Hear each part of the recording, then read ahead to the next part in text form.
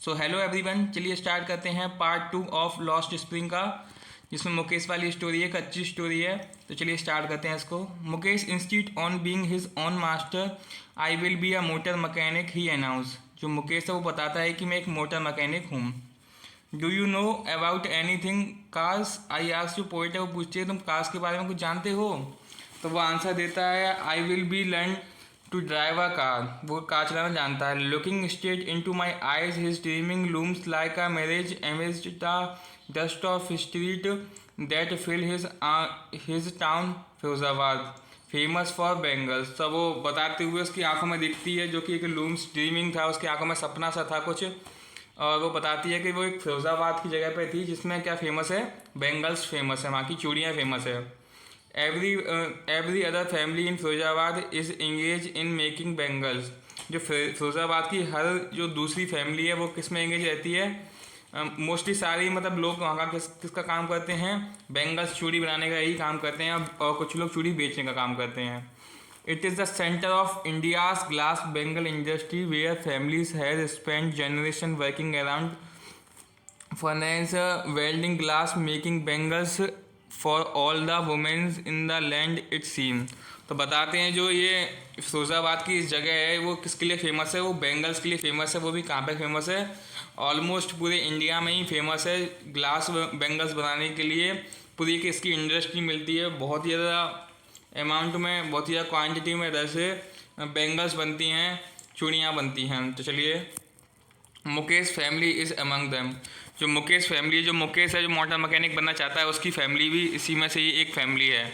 None of them know that it is illegal for children like him to work in the glass furnace with high temperature.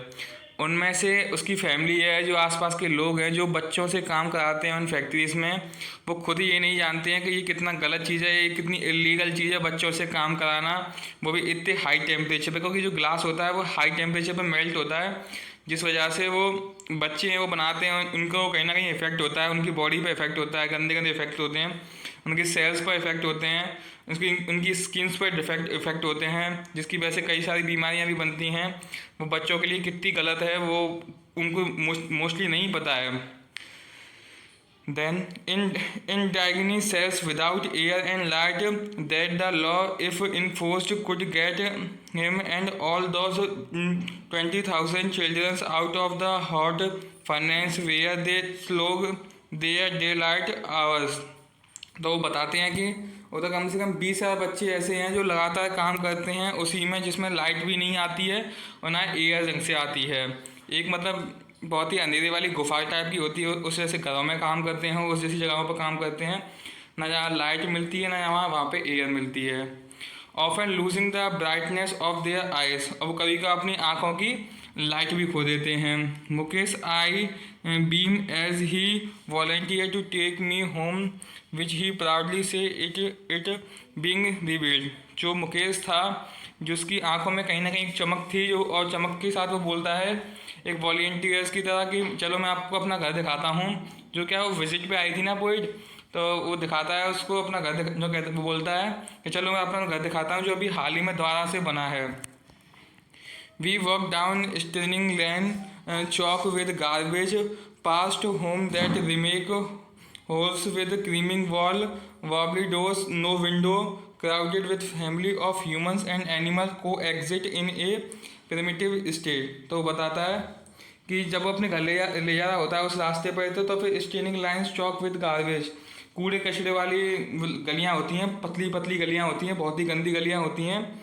और जिसको बताता है फिर उसके बाद उसका past home that remain holes with crumbling walls. जो उसकी एक झोपड़पट्टी वाला घर होता है, होल्स मतलब झोपड़पट्टी वाला घर, जिसकी क्रिम्बलिंग वाल होती हैं, बहुत ही ज़्यादा हल्की दीवारें होती हैं, और वॉबलिंग डोर्स होते हैं, बहुत ही पतले डोर्स होते हैं, और उसमें खिड़कियाँ भी नहीं होती हैं। और उनकी जो फैमिली है वो फैमिली और जानवर, कुत्ते वगैरह या फिर बकरी वगैरह उनके साथ ही रहती हैं, और साथ एक साथ ही रहते हैं। और ऐसा लगता है कि जो कोई प्रिमिटिव स्टेज है, मतलब कहीं पर प्राचीन समय पे आ गए हैं। He stop at the door of one such house bangs a wobbly iron door with his feet. वो एक घर के सामने रुकता है, एक दरवाजे के सामने रुकता है, और उस दरवाजे को जोर से लात मार के खोलता है। एंड पुश इट ओपन, और उसे खोलता है। We enter a half built snack, तो वो हम एक हाफ बिल्ट स्नैक में वो एंटर करते हैं, जो कि एक झोपड़पट्टी होती है जो आप पूरी बनी हुई नहीं होती है। In one part of it thatched with that grass is a fire wood stove over which sit a large vessels of sizzling spinach leave. तो उस घर की वो थोड़ा एक्सप्लेनेशन करके बताता है कि घर की स्थिति कैसी थी, घर अंदर से कैसा था, घर की लोकेशन कैसी थी, क्योंकि अब बेंगल्स बनती होंगी उस घर में, तो उस घर की स्थिति कुछ ऐसी ही होगी ना, कुछ जैसे उसमें कुछ मशीनें वगैरह होंगी, एक स्टोव होगा, एक वेसल होगा उसमें, और उसमें सीजलिंग स्पेनिश लीव होंगी, मतलब डिज़ाइन करने वाली लीव्स होंगी, और बड़ा सा ग्लास का पीस होगा जिससे कि उसको मेल्ट करके उसको छोटे छोटे ग्लास के बेंगल्स के रूप में उसको कन्वर्ट किया जाता होगा। तो बताता है कैसी कैसी चीज़ें थी। और फायरवुड स्टोव मतलब जिसमें आग लगा के चूल्हे की तरह होता है, जिससे कि वो भट्टी की तरह होता है, जिससे कि वो थोड़ा मेल्ट हो सके। और उसमें होंगे on the ground in the large aluminium plates होंगी एंड मोर चॉप्ड वेजिटेबल्स, एक लार्ज एल्यूमिनियम प्लेट और उस पर कटी हुई सब्जियां रखी थी। A fair young women is choking their evening meals for the whole family, और एक यंग वुमेन थी जो कि शाम का खाना बना रही थी पूरी फैमिली के लिए। South eyes filled with smoke she smile, और उसकी आँख थी वो पूरे धुएं से भरी हुई थी और वो हंस रही थी, स्माइल कर रही थी। She is the wife of Mukesh elder brother, वो मुकेश के एल्डर ब्रदर की वाइफ थी। Not much old in years, वो उम्र में ज़्यादा बड़ी नहीं थी।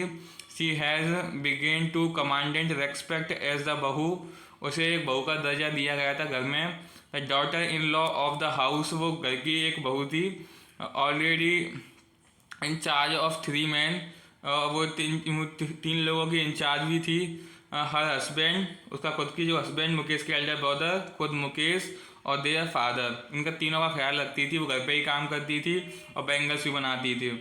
When the old man enter, जब एक ओल्ड मैन एंटर किया, ओल्ड मैन कौन, उसके फादर, मुकेश जी के father. She gently withdraw behind the broken wall and bring her veil closer to her face, तो वो जैसे वो एंटर किए तो वो क्या की, वो शर्मा गई और दीवार के पीछे जाकर खड़ी हो गई, और उसका जो उसने अपने जो पर्दा था वो कर लिया अपने फेस को ढकने के लिए। As custom demand, daughter in law must veil their face before male enter, जैसे कि कस्टम की डिमांड है, जैसे कि इंडिया में एक रीति रिवाज है कि जो बहू होती है वो अपना पर्दा कर लेती है जब भी कोई मेल एंटर करता है। In this case the elder is an improvised bangles maker, इस केस में जो वो एल्डर थे वो बेंगल्स मेकिंग का काम करते हैं। Despite long years of hard labour, first as a tailor then as a bangle maker, he has failed to renovate a house, काफ़ी लंबे समय से काम करने के बाद, एक लेबर का काम करने के बाद, वो खुद एक टेलर थे, पहले टेलर का काम किया था उन्होंने, फिर अब बैंगल बनाने का काम करते हैं, पर सब में फेल हैं। किस में फेल हैं, वो अपने एक घर को रेनोवेट करने में, घर को अच्छे से बनाने में वो फेल हैं। Sent his two son to school, अपने सन को स्कूल भेजते हैं। All he has manage to do it is it in teach them what he know the art of bangle making, उनको सबको एक ही चीज़ सिखाई जाती है बड़े होकर के बाद में वो एक बेंगल मेकिंग ही करनी है। It is his Karma his destiny, से मुकेश ग्रैंड मदर, जो मुकेश की ग्रैंड मदर हैं वो कहती है यही इसका कर्म है और यही इसकी डेस्टिनेशन है, इसको यही करना है। Who has watch her own husband go blind with the dust from polishing the glass of bangles, और जो वो मुकेश की माँ थी, उनके जो हस्बैंड थे वो भी, मतलब मुकेश के दादू जी कह सकते हैं वो थे, उनकी क्या कहा गया था, उनकी जो आँख भी चली गई थी, किसकी वजह से, जो बेंगल मेकिंग का काम करते थे उस वजह से उनकी आँख भी ख़राब हो गई थी, बिल्कुल काम दिखता नहीं था उनको, क्योंकि वो बेंगल मेकिंग का काम करते थे, जिनकी उसकी वजह से उनकी आई साइड वीक हो गई और एकदम ख़त्म हो गई। Can a gold given liner even be broken, she implant born in the caste of Bengal makers, they have seen nothing but bangles in the house, in a yard, in every other house, every other yard, even street in Firozabad. तो बताती है कि जो जिसने Bengal makers के यहाँ जन्म लिया है उसको अपने जीवन भर बस यही काम करना है, भले वो इसके बाहर हो, इसके अंदर हो, फिरोजाबाद की सड़कों पर हो, या फिर घर के अंदर हो, या फिर घर के बाहर हो, सबको एक ही काम करना रहता है, वो करना रहता है, क्या करना रहता है, बैंगल्स मेकिंग का काम करना रहता है, जिसकी वजह से उनकी जो पढ़ाई की तो कोई वैल्यू रही नहीं। जितना भी वो पढ़ते हैं वो सब बेकार ही एक तरीके से, क्योंकि बड़े होकर उनको बैंगल मेकिंग में लगा दिया जाता है और ना कुछ लाइफ का लेसन ले पाते हैं ज़िंदगी में, ना कुछ नया कर पाते हैं, कुछ डिफरेंट कर पाते हैं, खाली बस चूड़ी बनाने में ही रह जाते हैं। Sparkles of bangle sun, sunny gold, paddy green, royal blue, pink, purple, every colour born out of the 7 colour of the rainbow. तो वो कुछ एक्सप्लेन करते हुए बताती है जो बेंगल्स की सुंदरता कितनी सुंदर है। वो सनी गोल्ड जैसी दिखते हैं, पेडी ग्रीन जैसे, रॉयल ब्लू कलर होता है उन पर, और pink, purple, every colour born, जितने भी कलर होते हैं रेनबो में वो सारे ही कलर वो की बना सकते हैं। lie in mounts in unkempt yard and built on 4 wheels, a handcart pushed by young men along the narrow lane of the shanty town, and in dark humid next to line to flame on flicker oil lamp sit boys and girls with their father and mothers welding piece of color glass into the circles of bangles there.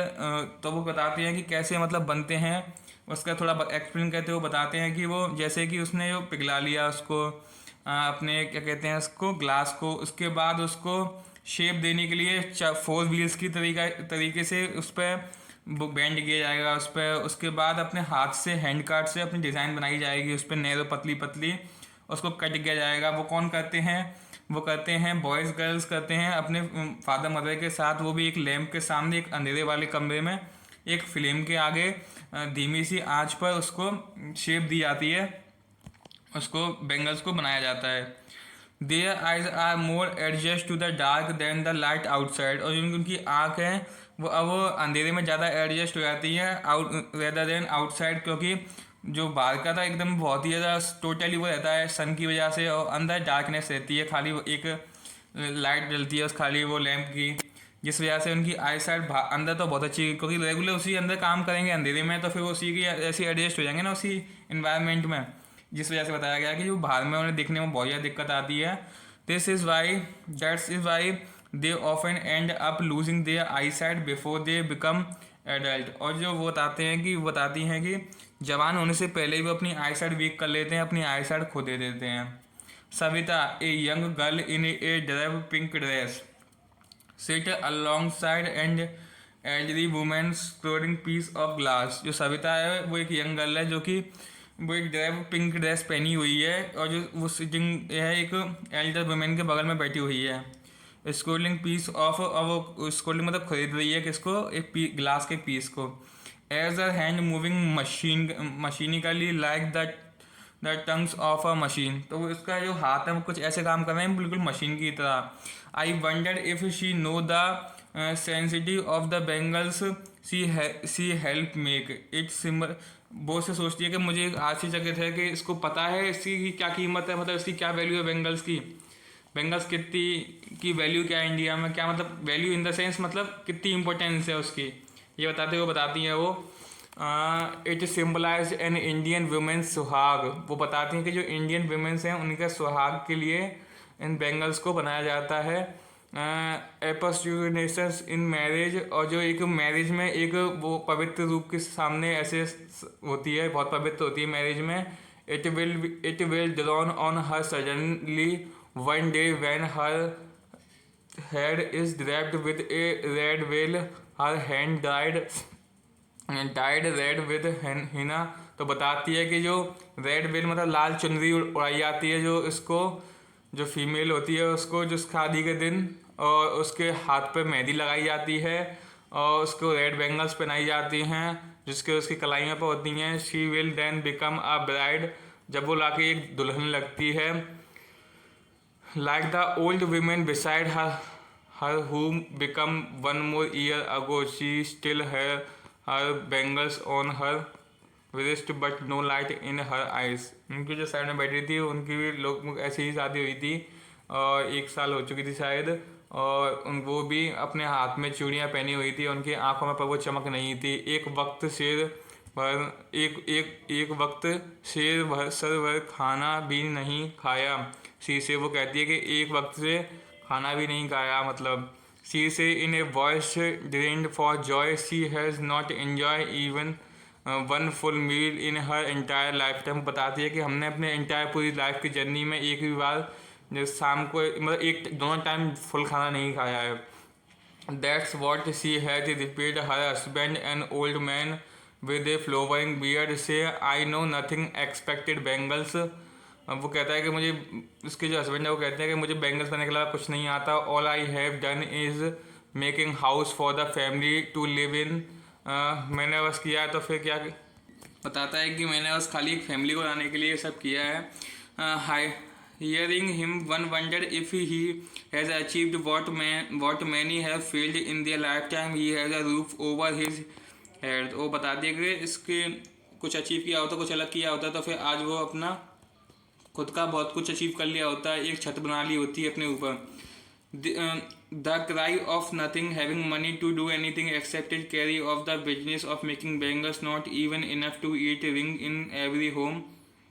बताते हैं कि हमें bangles बनाने के अलावा कुछ और करना नहीं आता, जिसकी वजह से हमारा एक ही सोर्स है इनकम का, वो है बैंगल्स मेकिंग। उसके अलावा उन्हें कुछ भी नहीं आता है। The young man echo the limits of their elders. जो प्राचीन काल से जो उनके जो बुजुर्ग पेरेंट्स करते आ रहे हैं वही सेम काम वो करते हैं। Little has moved with time it seem in Firozabad years of mind नर्विंग toy has killed all initiative and the ability of dreaming. और यहाँ के जो बड़े बड़े लोग हैं वो उनका जो कुछ करने की सोचते हैं तो उनको किल कर दिया जाता है।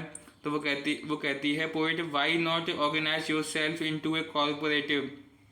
वो कहती है तुम अपने आप को कॉर्पोरेटिव में क्यों नहीं ऑर्गेनाइज करती हो, एक अपना खुद का क्यों नहीं बनाते हो।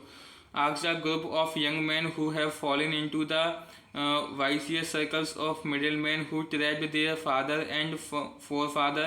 Even if we get organized, we are one who will be housed up by the police, beaten and dragged to jail for doing something illegal. वो कहते हैं कि अगर हम अपना खुद का कुछ करने को जाएंगे, कुछ अच्छा करने को जाएंगे, तो जो बड़े बड़े लोग हैं, जो मिडिल मैन है, जो पुलिस वगैरह है, वो हमको मारेगी, हमें जेल में डाल देगी, हम पे इलीगल केसेस लगा देगी। They say there is no leader among them. वो कहता है कि हमें से कोई भी लीडर नहीं है। No one could who could help them seeing thing differently. Their father are as tried as they are. वो कहता है कि जैसे कि हमारे पिताजी ने ट्राई किया ऐसे हम कर सकते हैं। They talk endlessly in a sparkle that move from poverty apathy to greed and to injustice. पर लेकिन वो कहती है कि तुम वो सोचती है कि ये सब इसी के एक एंडलेस सर्कल में फंस जाएंगे, जिसमें क्या होगी, गरीबी होगी, अपैथी होगी और इनजस्टिस इंसाफ होगा। Listen to them I see two distance words worldly. उसमें दो वर्ड्सों पर ध्यान दिया उस पोइट ने। वो कहती है one of the family caught in a web of poverty burdened by the stigma of the caste in which they are born, the other vicious cycle of the Sahuka, the middleman, the policeman, the keepers of the law, the bureaucrats and the politician। तो बताती है कि हम तो बस दो चीज़ों में ही फंस के रह चुके हैं। एक तो उनका जो सिंपल सा है वो है उनकी पॉवर्टी की वजह से, उनकी जो फैमिली कंडीशन है जिसकी वजह से वो बाहर नहीं निकल पाते हैं, उनकी कास्ट वगैरह की वजह से। और दूसरी है ये साहूकार, जो पुलिस वाले, जो मिडिल मैन, जो बीच में इनका पैसा खा जाते हैं, और जो politician. Together they have impose the begging on the child that can not put down before he is aware he accept it as naturally as his father. जब वो बच्चे इस सब को देखते हुए फेस करते हुए अपनी लाइफ में आते हैं एक जवान अवस्था में, जब वो कुछ करने को होते हैं, जब वो एक्सेप्ट कर लेते हैं सारी चीज़ों को कि हमारे पिताजियों के साथ भी ऐसा ही हुआ था, हमारे साथ भी ऐसे ही होगा naturally. To do anything else would mean to dare and daring is not a part of his growing up. When I sense a flash on it in Mukesh I am chair. I want to be a motor mechanic he repeated. He will go to a garage and learn but the garage is a long way from the home I will walk, he instead. Do you also dreaming fly a plane? तो वो उससे पूछे कि तुम भी plane उड़ाना चाहती हो। He is suddenly silent, वो चुप हो जाता है। No, he is starting at the ground। वो कहता है कि मैं ग्राउंड से स्टार्ट करना चाहता हूँ, बिल्कुल ज़मीन से ही। In his small murmur there is an embarrassment that has not yet turned into regret। वो कहता है कि वो तो दिखता है, उसकी एक embarrassment दिखती है जो कि रिग्रेट में टर्न होने वाली नहीं थी। He is content to dreaming to carve of cars that he see harshly down the street of Istanbul. वो उन कारों को देख के बहुत ज़्यादा खुश होता है, उनका ड्रीम करने लगता है कि मेरे पास भी ऐसी ही कार होगी और मैं भी एक मोटर मैकेनिक बनूंगा या फिर मोटर राइडर बनूंगा। Few airplanes fly over Firozabad. तो उसने कभी सोचा ही नहीं कि जो ऊपर प्लेन उड़ते हैं मैं उनको भी उड़ा सकता हूँ। उसे बस कार तक की अपनी वो लगी थी कि मैं इतना ही कर सकता हूँ। तो ये थी आज की स्टोरी। आपको क्वेश्चन ऐसे चाहिए तो आप कमेंट बॉक्स में कमेंट कर सकते हैं। Thanks for watching.